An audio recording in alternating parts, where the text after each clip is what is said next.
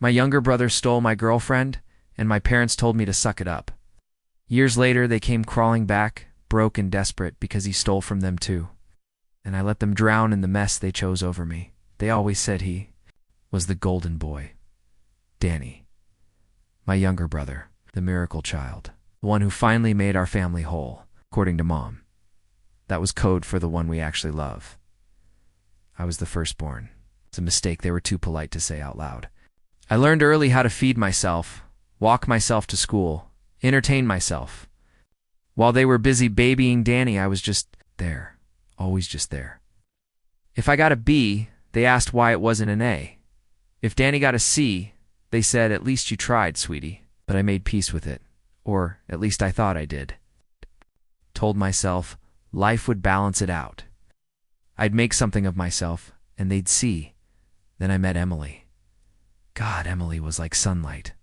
Funny, smart, sharp as a blade. We met at a work mixer, and from day one, she made me feel seen. I told her things I'd never told anyone. She said I had a depth most people were scared to dive into. We moved in together after a year. For the first time in my life, I felt like I mattered. Like maybe I wasn't the forgettable son, the background character in my own family. I started picturing a life, a house, maybe kids, maybe finally proving to the world and to myself that I could build something real, and then it all blew up. I came home early that Friday. It was raining and I forgot my umbrella at the office. My phone had died during a long client call, so I couldn't even shoot her a text. I was planning to surprise her with dinner from that Thai place she liked. It's just a normal good night.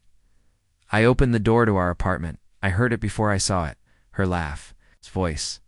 It didn't make sense at first. Why the hell? Was he there? I walked down the hall slowly, like my brain was trying to delay what my body already knew. The door to the bedroom was cracked. I wish I could unhear it. Her moans, his stupid, smug voice. The world went still. My heart dropped so hard it echoed in my ears. Wasn't just the betrayal, it was who. Of all people, it had to be him.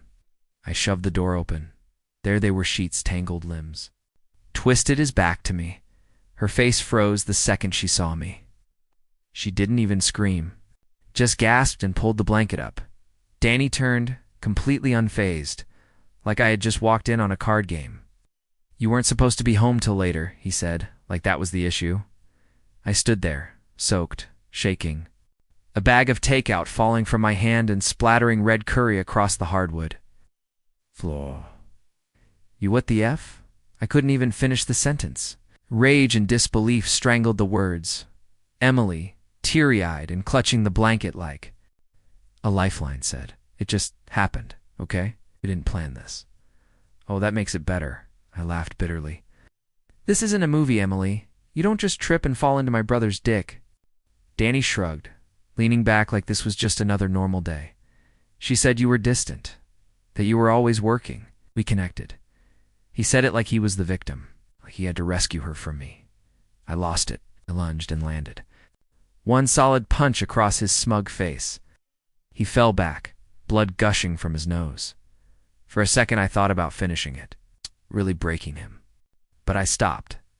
Not because he didn't deserve it, but because I finally understood what they all were.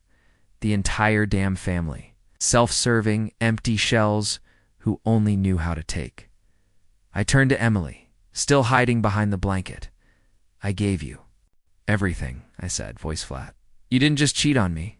You made me believe I was funnily enough, and then you proved I wasn't, just like they always did." She didn't say a word. Couldn't her guilt wasn't loud enough too? Stop her when it counted. It was only loud now when the damage was done. I walked out that night and never looked back. My phone buzzed the next morning. "Mom," I answered, still dumb enough to think maybe she'd heard. Maybe she'd be outraged for once. Instead, "Sweetheart, sometimes these things happen. Don't make a big scene." Danny told them already. Painted it like a gray area. Said I was being dramatic. Dad added, "Danny feels bad, okay? Suck it up. Suck it up." 3 words that snapped something clean in me. I hung up and blocked them all. Cold, efficient, and just like that. I erased them, like they'd always tried to erase me. The days after felt like standing in the wreckage of a house. Didn't realize was burning until the roof collapsed. I couldn't eat, couldn't sleep. My brain played that moment on loop. Donnie's calm face, Emily's blank guilt, my mom's voice telling me to suck it up. It echoed in my chest like a taunt. But the silence was clean. For once I didn't have to compete for space in my own head. I went to therapy. I buried myself in work. I channeled all that grief and anger into building something they could never touch: my own business. I started consulting, freelancing, then formed my own tech startup. One client turned into 3, then 10. I was relentless. I didn't care about vacations or relationships. I just needed one thing: to become untouchable, and I did. 3 years passed. I moved cities, changed numbers, bought a sleek condo with floor-to-ceiling windows and no photos on the wall. And my name meant something now. I had money, I had power, and I had peace. Then one day, quiet afternoon, coffee in hand, I got an email from my mother. It started with, "I know we haven't spoken in a while," and went downhill from there. She told me about how Danny had fallen on hard times, how he'd been struggling, and how they had done everything to help him. Translation: Danny was a wreck. Drugs, gambling. He'd stolen from their accounts, taken out loans in their names, wrecked the house. They were broke. No savings. Maxed out credit cards. Dad had health issues now, and the house was falling apart. They needed help. They needed me. The ending line: "You're still part of this family, no matter what. Please, we need you now more than ever." I sat there staring at the screen for a long time. My coffee went cold. I didn't feel rage. I didn't even feel pity. I felt nothing, just a quiet, satisfied kind of stillness, like watching the final credits roll on a horror movie and realizing, you made it out alive. For years, I chased their approval, their love. For years, I twisted myself into shapes just to be seen, and now they were drowning in the very mess they once applauded. I never replied. A week later, a second email came. This one was desperate, all caps, talking about foreclosure, hospital bills, threats from debt collectors. He was supposed to be the one to take care of us.